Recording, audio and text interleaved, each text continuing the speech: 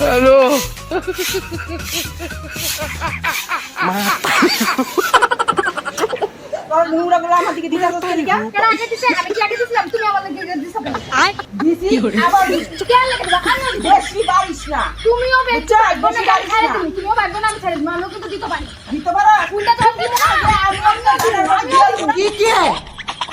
তারপরে বুঝবি আমিও কিন্তু দিতে পারি দিদি।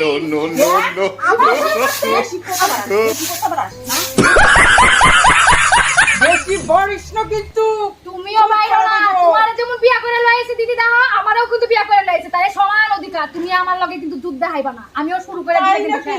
হ্যাঁ কি মনে করছিস তুই?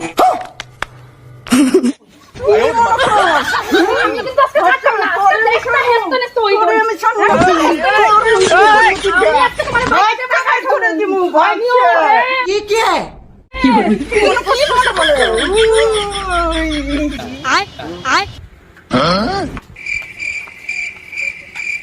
সর্বনাশ করছে আমার দুই বউ দেখি, ছোট বউ আর বড় বউ দেখি কেসার লাগছে। আম হারছে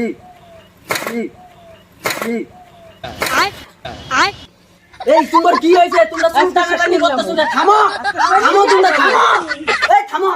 তুমি আর একটা সতীন লইছো বাড়ি নাম লইয়া খালি আমার লাগা কাজ করে চুলাচুলি করে। এই সতীন বাইক থাকলে আমি আর বাইক থাকতাম না।